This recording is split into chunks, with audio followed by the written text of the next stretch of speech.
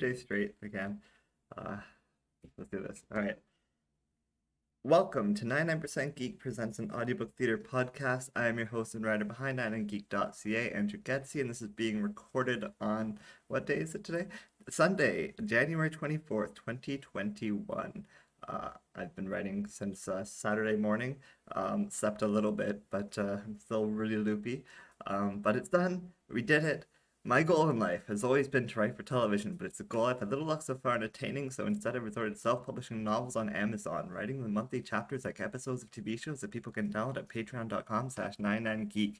Every chapter is released in 4 parts, a teaser in 3 acts, and every month features a different book spanning both science fiction and fantasy and every genre in between.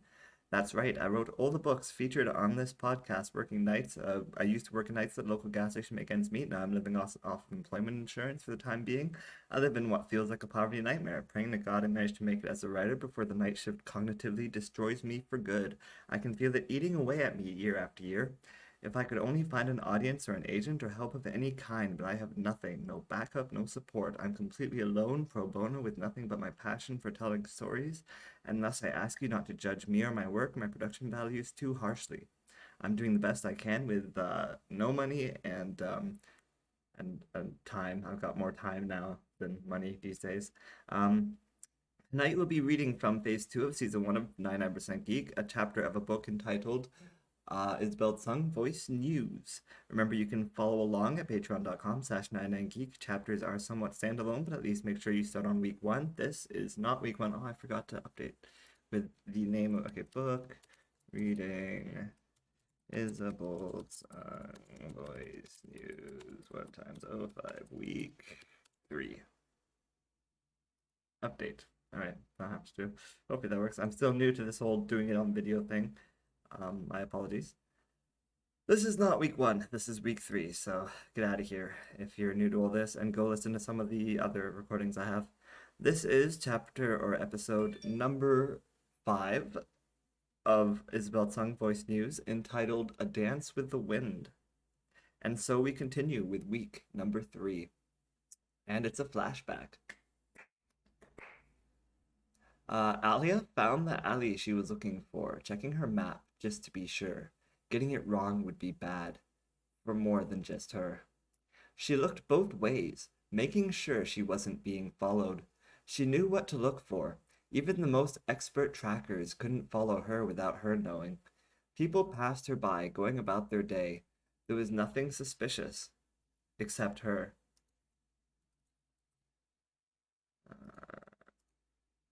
Convinced she was in the clear, she slunk into the wide alley and ignored the smell of garbage as she knelt down beside the wall of a building and unslung her bag from her shoulder. She pulled out a couple of improvised explosive devices and began fixing them securely to specific sections of the wall, hoping to God Hassan and Naeem knew what they were talking about when it came to explosive payloads. "Are those bombs?" A woman's voice asked in clear English. Alia was pretty sure that bombs was the English word for what she was holding in her hands, and the way the woman spoke sounded like she was asking a question. Alia turned in surprise and froze at the sight of a beautiful white woman, cell phone both in her hand, and pointed at Alia as if she was a tourist. The woman was recording her. "How?" Alia asked, trying to remember her very limited English. She pointed at the woman. "Find me?" She pointed at herself. The woman smiled, a brilliant white smile, the whitest teeth Alia had ever seen. She had red, clearly dyed hair and didn't look threatening at all. "I followed you from the market, hun." "I'm sorry. I really didn't think you were about to kill a whole bunch of people." Realizing she was still pointing her phone, the woman dropped her arm awkwardly. I can delete that video." "No kill," Alia insisted to the woman, seeing the woman visibly relax. "It... vault, riches, prime minister, destroyed, but no people gone, no, empty of people, this treasure." She was really wishing she'd paid more attention to her English studies as a kid. She knew quite a lot of words. It was a sentence structure that always threw her for a loop. Also, could you believe English was written in red left to right? Who does that? Dumb people. So, you're like some kind of rebel fighter? The woman asked, trying to make sense of it all. Like Robin Hood or something? Alia looked at the woman, not really understanding what she was asking. So she asked a question of her own instead. You're like some kind of Callahan? Oh, that's funny, the woman said, not laughing. You're funny. I'm Susie. She offered her hand. I mean, Suzanne. I'm going by Suzanne now. Alia didn't say anything, and Suzanne shifted her weight.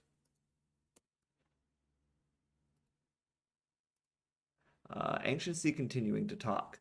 I'm trying to reinvent myself. Going to be a journalist. The greatest there ever was. Alia didn't know that word, and her confusion must have been evident on her face. Reporter? Like a newspaper? Alia nodded. Well, Susie, Alia said, glancing to make sure her palms were setting, getting up to take Susie's offered hand. You're right. I have been known to rebel. Flash forward. Or end of flashback. Someone in the crowd threw a bottle, the glass shattering on impact with the palace gates. All around Alia, people were riled up, screaming and shouting, demanding justice for people they'd lost, for the suffering still going on for the people that were left. There was an energy to that night, an anger that was contagious. Alia grabbed the rungs of the gate and hoisted herself over the people, yelling at them not to let up. One of the guards on the other side yelled at her to let go of the gate, brandishing their guns violently. Threateningly. Sorry. One of the guards on the other side yelled at her to let go of the gate, brandishing the gun threateningly. There we go. Alia didn't relent, holding tight to the gate and thrusting her chest at the guard invitingly. That's a lot of lees. As if inviting him to fire. Let him shoot. She welcomed him to pull the trigger. She wasn't afraid of him at all. For one thing, she was wearing a bulletproof vest. Scene change. Scene change. Scene change. I don't know if that works better than the snaps. Yoshish stumbled back into Ahim's bar, the Katamat, brushing sand from the keyboard of his laptop with his hand and typing in the command to launch another drone. He pulled up the camera feed of his drone as it got in position over the palace, looking down at the crowd, easily nearing almost 500 people. This was all working so much better than he'd expected. It seemed that the larger the protest got, the more comfortable people felt to join in. It was growing exponentially, and it was already turning to chaos. Yoshish tried zooming in to spot Isabol in the crowd. Spelled wrong. There we go. Yoshish tried zooming in to spot Isabol in the crowd, but he couldn't find her. He did see Alia's camo hijab, though. She had managed to get to the gate, and she had climbed up upon it, spurring the crowd on. It was obvious that the palace was understaffed, and that there were not enough guards to hold the grounds if the gates were breached. Not that breaching the gates was going to be as easy to do as it was to say. The gates were built to withstand even a tank, reinforced during the war against ISIS. The protesters would have an easier time trying to climb them. And climbing was right out of the question as well. They had no guarantee that once the 3 to 5 people were halfway up the gate, the guards would just open fire. Would someone eventually get through? Maybe, but the losses would be unacceptable. There had to be another way. There just had to be. And he didn't have long to figure it out. Typing into his laptop, Yoshish changed the camera footage to a drone he had following the returning militia. It seemed they were really pushing it and would be barely an hour before they were back in the city. And it would be barely an hour before they were back in the city. If they pulled a pincer maneuver and trapped the protesters against the gates, it would be game over for all of them. Yoshish switched back to his main feed and continued searching the palace grounds for any other options he might be able to offer Alia, before it was too late. We have a ladder! Hassan's voice came in through the radio. Push it through the crowd now! Yoshish could hear them through Hassan's mic, and he maneuvered his drone to spot the squad mate pushing through the protesters with a large industrial ladder. By them, I think I mean the masses. Yashish could hear the masses through Hassan's mic, or the protesters. The raging protesters, there we go. Protesters, editing on the fly. Yashish could hear the raging protesters through Hassan's mic, and he maneuvered his drone to spot the squad mate pushing through the protesters with a large industrial ladder.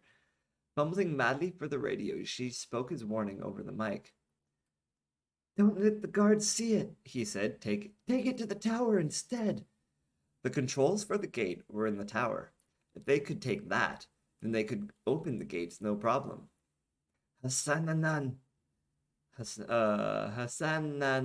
yeah, right. Hassan muttered under his breath, confirming he'd heard Yashish.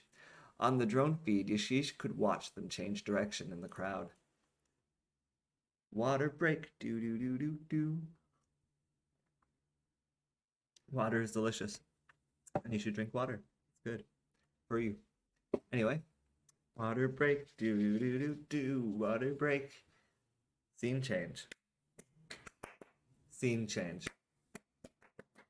Scene change. President Salim Talak stormed from the palace, his shiny black shoes crunching loudly into the gravel as he stalked down the driveway towards the guards on duty. Ladakum Idan Miniyun Ayahu al-Junud, the president yelled to the men at the gate.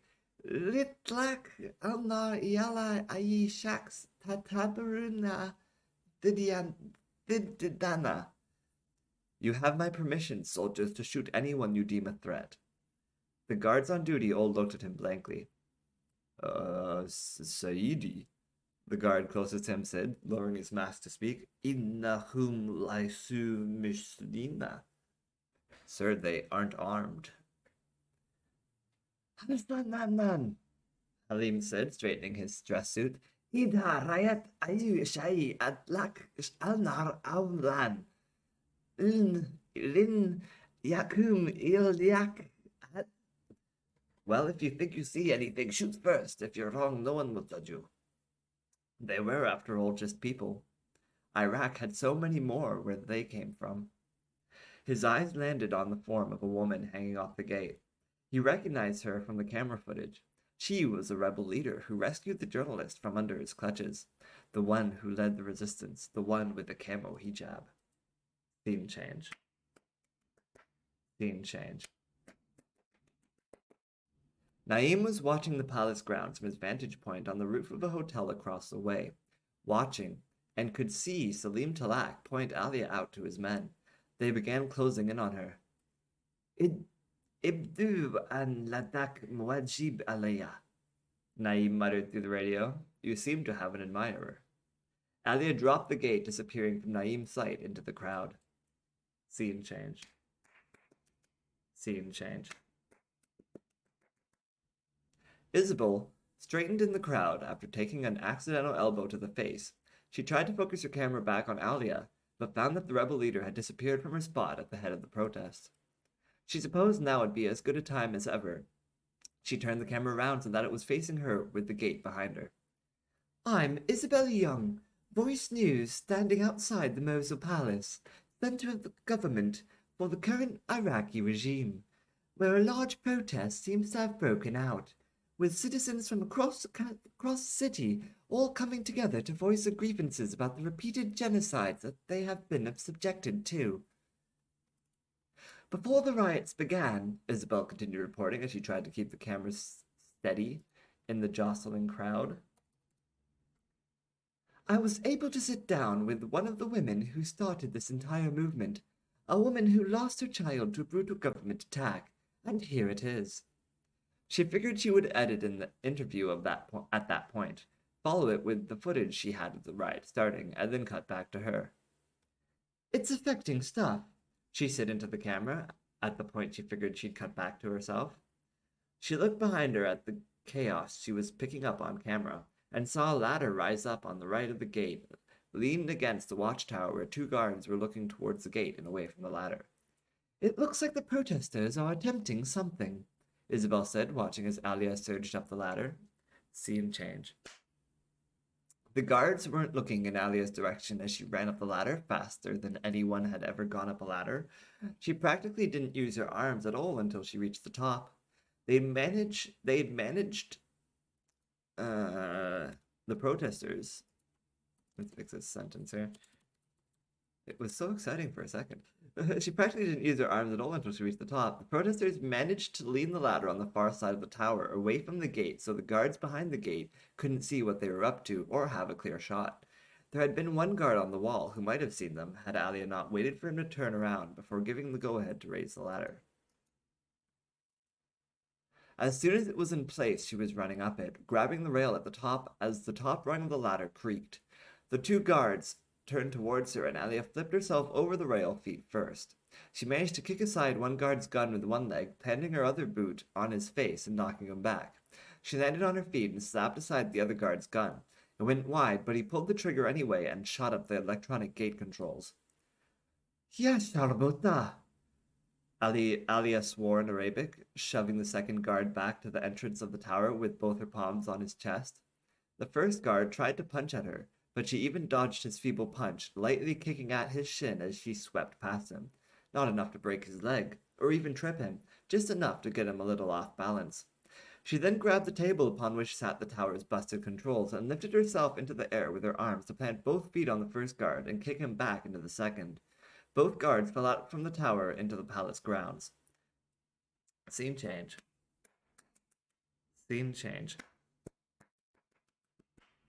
As Yashish watched on his laptop screen, two guards fell from the guard tower that Alia had disappeared into, and then the guard on the wall spotted the ladder and began shooting at it. Others were climbing to back up Alia, and they had to fall back into the crowd to avoid getting shot, the whole ladder dropping after them. Alia? Yashish spoke into his radio. I think you're in trouble. He watched as guards from around the grounds all surrounded the guard tower, and a few of the bravest began climbing the ladder. You're about to have trouble, and you lost your reinforcements. And the gate controls are shot to Al-Jahim, Alia muttered back to the radio, and Yashish knew enough Arabic to know she meant shot to hell. All right, Yashish said, spotting barrels of pressurized gasoline stored near the courtyard, likely for refueling their trucks. Get out of there, I think I have an idea. He was pretty sure a couple drones could lift one of those. Scene change. Scene change. You've got 5 seconds, Yashish's voice said in her ear. Alia glanced behind her. She couldn't leave the way she came in. That way was blocked. And a guard was just climbing into the tower from the other ladder to the palace courtyard, and he had a platoon of men behind him. That way was right out, too. 4, Yashish said in her ear. I can't, she muttered back at him. I'm trapped. You're on the 2nd floor, his voice came back at her. Just jump. Alia looked out. It looked like more than 2 stories to her, maybe 2.5. Easy for you to say, she muttered. 3, Yashish said. She could do this. She'd jumped from this high before. Usually it was something to bounce off of to slow her fall. I could break something, she muttered. Better than getting blown up, Yashish said in her ear. Just don't land on your head. 2, Ya Sharmuta, Alia mumbled as Yashish said 1, and Alia dived out the watchtower over the hundreds of protesters. She closed her eyes and prepared to roll as soon as she hit the ground, but she never did. Instead, the crowd caught her and lifted her over their heads as if she were at a rock concert. Scene change. Scene change.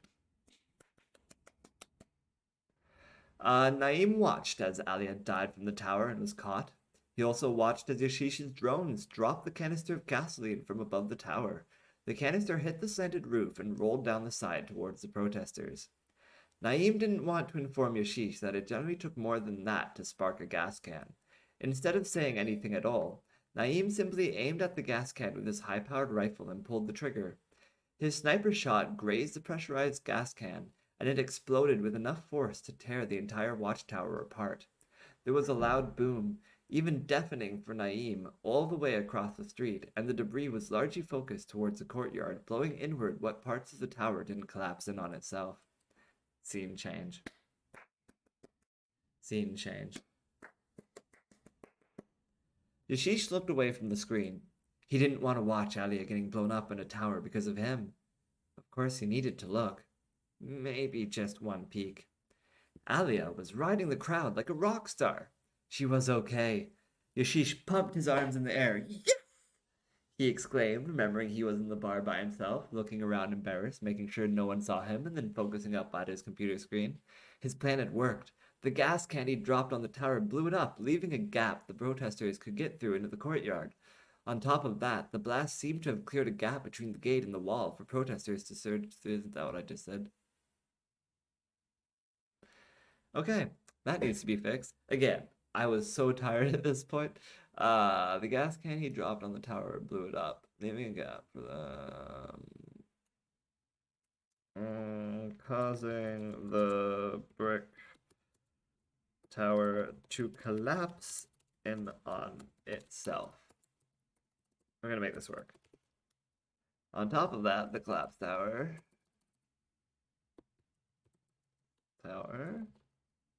seemed to have cleared way.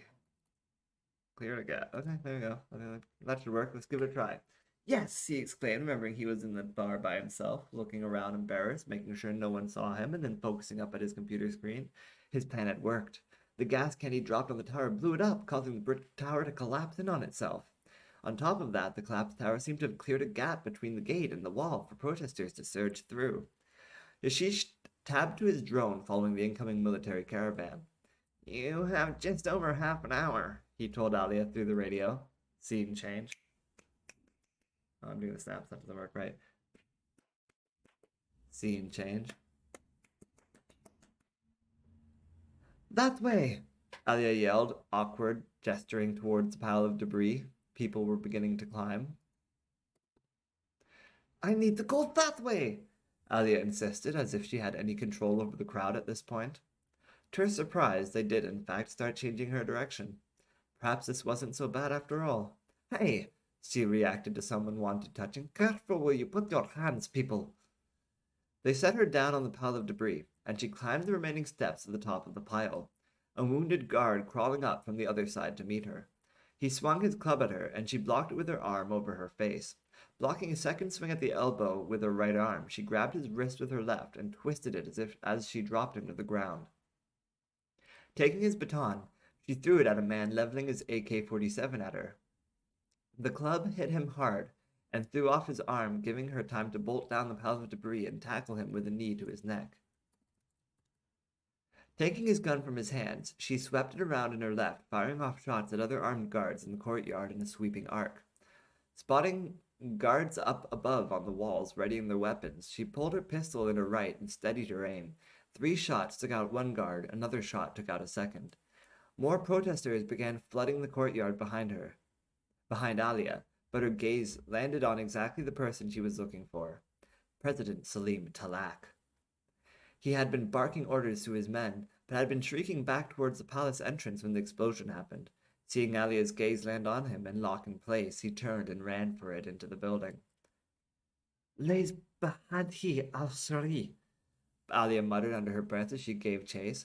Not so fast. I guess she wasn't talking to her ear, but just saying that. Scene change. It appears the palace walls have been breached, Isabol Tseung narrated into her camera as she tried to follow the surge of protesters into the courtyard. She heard gunshots go off, and she ducked, peering over the heads of the crowd around her just in time to see Alia dart off on her own into the palace. Does anyone have eyes on Alia? Naeem's voice came through the radio in Isabol's ear. I do, Isabol said, forgetting to push talk. She quickly repeated, I do, into the radio this time. I did. I just saw her go into the palace. Yashish's voice came through next. Do not go after her. I can't confirm how many targets are in the building. You're kidding, right? Isabol said, looking, how many armed targets? Yeah, I think I said that right. Okay. You're kidding, right? Isabol said, looking around for anyone else on the team who might be able to go in there and back Alia up. Hassan was keeping protesters safe from guards with happy trigger fingers, shooting one off the wall as they came out from the second floor of the barracks. She couldn't even spot Ayan. Perhaps he still hadn't gotten through the gap in the wall. That left no one to back up Alia. Except her. "I'm going in after Alia," Isabol said into the radio. "That's exactly what I told you not to do," Yashisha's whiny voice came through the radio. Isabel ignored him, raising her camera and surging through the front doors. Said through her ear. Let me just change that so I don't repeat the radio twice through her ear. There we go. Isabel ignored him, raising her camera and surging through the front doors. If anyone pointed a gun at her, her plan was to yell, "Press!" and hope to God they spoke English. Water break. Do, water break. Alright, scene change. Alia passed through the entryway into the main lobby, where a grand staircase snaked around up to the second floor, and a bodyguard on the second floor began firing down at Alia. She quickly ducked behind the curving staircase, bullets stunking into the banister by her head. Raising her pistol, she fired off a couple wild shots before slinking back behind the banister. More shots landed too close for comfort, and all the while the president was getting further and further away. A door across the hall from her opened, and two more guards stepped through. She pointed her gun at them, not having any cover between herself and them, and shot them both dead before they could even raise their guns. She then quickly reloaded her pistol and swung around the banister as the guard on the second floor poked out for a clear shot himself. She pegged him with a clear headshot, and then continued past the staircase instead of going up. The president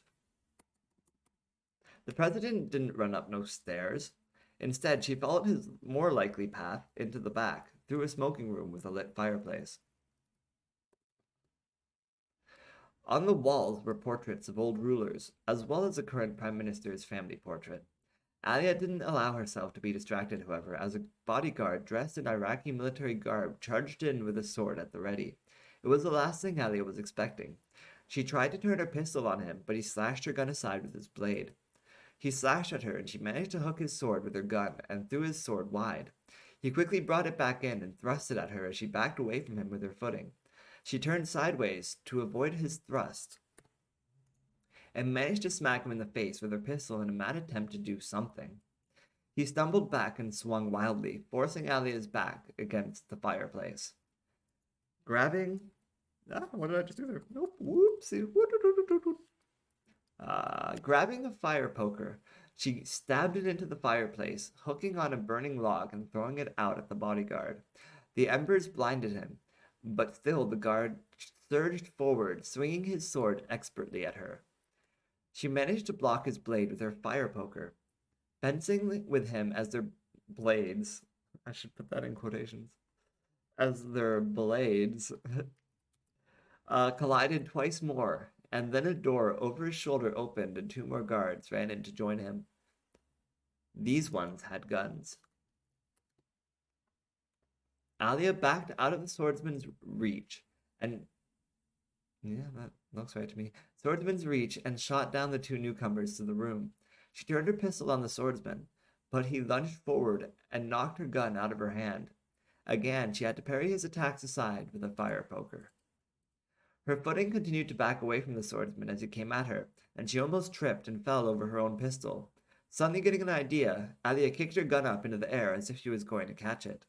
The swordsman, expecting her to try to catch it, swung his sword to slice at her arm, but she didn't go to catch the gun at all. Instead, she swung around the other way and impaled her fire poker up through his chin into his brain. And that's a little too gruesome, into his skull. Sorry to the kids. Which is still very brutal, but doesn't quite sound as gruesome to say. Anyway, where were we? He was, oh yes, that's right. She was stabbing her fire poker up through his chin into his skull. Let's just really clarify that point. Just right in there. Okay. Her pistol clattered harmlessly back to the floor, and he fell, twitching, beside it. A sound behind her made her start to turn, but not fast enough, as President Salim Talak tackled into her, and they both careened into and knocked over the couch. He grabbed at her hair to slam her head into the hardwood floor, but instead of her hair, all his hand came away with was her camo hijab. They both got to their feet, the president clutching her hijab in his hand, a sneer on his face. Arrefik! The president said something very derogatory in Arabic. You wish, Alia responded in English, clenching her hands into fists. Scene change. Scene change. Isabel surged through the entrance into the palace lobby, freezing in place as she spotted the two dead guards on the floor in front of her. She then spotted the dying guard upstairs, hearing him moan.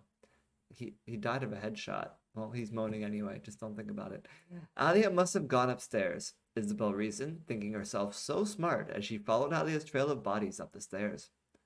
She tried the first door, only to find it locked. The second door led to an empty bedroom. Isabel continued around the banister until she got to the only other door. Opening the door, it was not Alia she found inside, or the president. Instead, it was Prime Minister Bahim Abdul Abadi, watching the protests through the large bay window in front of him. Prime Minister? Isabel asked, decidedly having found the jackpot. Sir, you have the power to stop all this.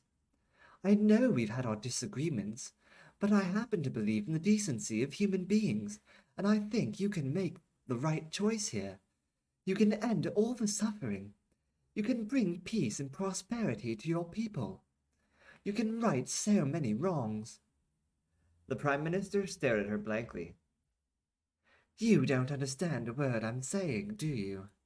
She was getting really frustrated by this language divide. She couldn't wait to get back home to her country. She stepped into the room and approached the Prime Minister's side. I wish there was some way I could convey to you what I'm saying. Sir, only you can stop the president.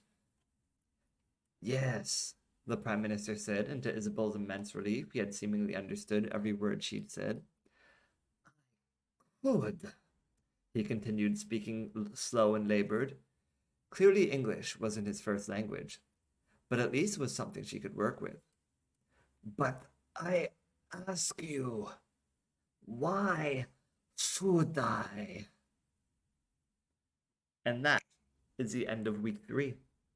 I hope you tune in for week 4, the final week of the final chapter of Isabel Tseung Voice News. It's gonna be a doozy. I'm sorry this came out so late. I'm sorry I'm so just kind of out of it. I haven't had a cigarette now in I think 20 days. I think it's been 20 days now that I haven't had a cigarette. I would have caved this weekend, honestly.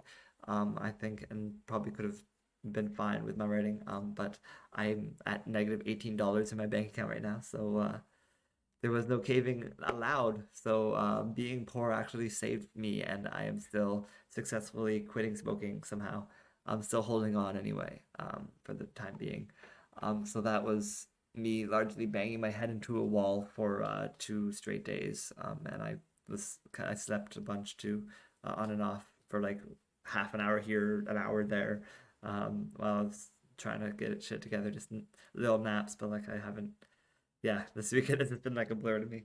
But I did it. I succeeded. I don't think it's that bad. I feel like my writing flows better when I get in the groove, and I can't get in the groove right now. So I kind of worry that some of my writing might be a little bit too much. Like this happened, and then this happened, and then this happened, and this happened. So what I try to avoid when I'm writing, is to get into that sort of mode, and to keep focusing on characters. I think I did a pretty good job of, for instance, with the flashback at the beginning, that's setting up something for next week. There's going to be another flashback to start that off, that'll give us a bit of emotional payoff for Alia. And then meanwhile, as for Isabel, what I really like about what I've done with this cliffhanger here is that Isabel's going to now have a chance to save the day using her words instead of violence, doing what she does best, which is convince someone that her side is right, which is what she does best. And I've kind of set everything in place now, so that's she got it. She has to do, and it's all over, and we win. And Adia can have a little violent moment on the side, but the big winning moment is going to be Isabel convincing the president that the convincing the prime minister that the president is wrong. So that's, in my opinion, that's what I set out to do with this whole book, is write a story where the protagonist saves the day with their words. And I think I have succeeded at that. Set everything up in place for what should be an easy to write and exciting week 4 that just spews out of me, hopefully, fingers crossed. So you can look forward to that. That's coming next week, and until then, I should read the thing that I read that says things, and then stuff happens. Oh, want to see something cool? Let me show you something cool. This is cool. And obviously you can only see this if you are watching the thing, but if we go here, and maybe I have to make this screen smaller. Did that help at all? Not really. Maybe if I move it up here. Okay, that helped too much now. And then I make this bigger. Okay, see that?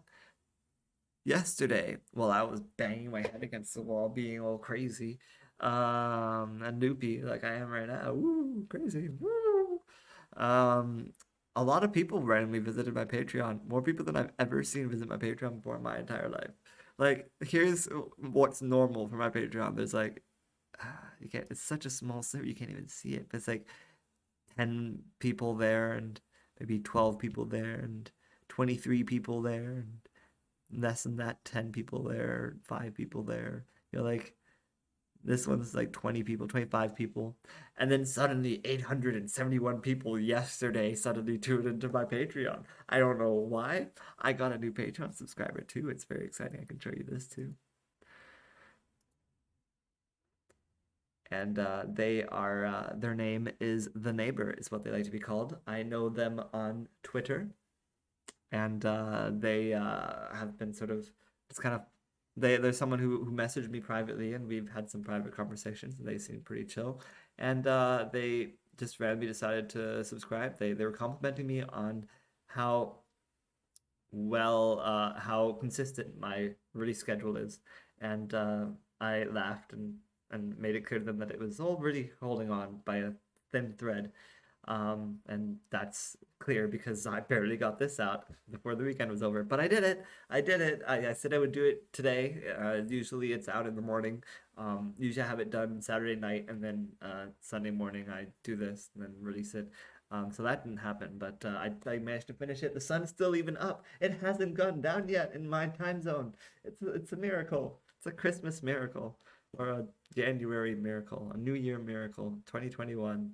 Joe Biden for president and Trudeau for prime minister. Sue me. Anyway, where were we? We were going to read stuff, and the usual thing that I read. Let me just click the home button, and the home button takes me to this thing, and this thing takes me to that thing, and that thing will have something down here. My name is Andrew Geczy. My brand is 99% Geek, found at 99geek.ca. I'm a writer writing monthly chapters of novels like episodes of TV shows, releasing them in 4 weekly parts, a teaser, and 3 acts on Sundays on my Patreon page at patreon.com/99geek. See, I made it. At the end of the month, the finished chapter is added to the PDFs attached at the bottom of every post. Finally, the finished books are self-published on Amazon. There's urban fantasy tales about a teenage girl turned into a vampire against her will, or a scorned lover investigating paranormal phenomena, or a journalist covering news and politics of the Middle East. There's a sci-fi story about people on a dying world trying to build a ship to a new one. There's a fantasy story about a fallen angel trying to stop the end of the world, and there's more coming. And it's all attached at the bottom of every post on the site in convenient PDF format, readable on computers, tablets, ebook readers, and phones. I also have a Geekly Weekly blog and host video game playthroughs and matchmaking streams on Twitch, and eventually post them on my YouTube and Patreon pages. So stay tuned and maybe subscribe. It's only $1, and the support you show will go a very long way, I promise. There are also higher tiers. Give $5 one month and you can name a character or location, or suggest a thing you might want to see. Basically, you get to give a noun, and then I promise to incorporate that noun into one of my stories somehow.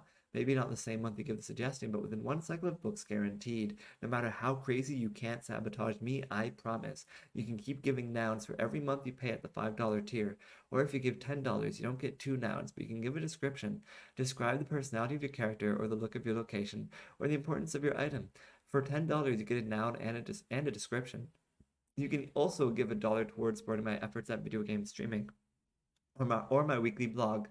If you don't want to subscribe on Patreon, you can also give at paypal.me/99geek. and for a limited time the same rules about suggesting a noun apply there. You can write it below your very contribution. I'm as poor as it gets, living paycheck to paycheck and sometimes starving, so I understand if you are too. I don't want to take food out of your mouths. Your attention is enough. Say something, comment here, or at the very least, follow me on Twitter at Andrew Geczy, or Instagram at WingcommanderIV, or email me at aldon@gmail.com. Getting people's opinions and feedback on anything under my brand means so much to me. You guys cannot understand how much it means to me whenever I get any kind of feedback, good or bad. Criticism's really valuable. How else can I improve? I just want to provide the best to people that I can, to provide the best of whatever 99% Geek is to people that I can. And so any way I can improve in any way ever, just let me know, and I will listen. I love all of you. Live long and prosper. May the force be with you. Long live Marceline, the vampire queen. We are the 99% Geek.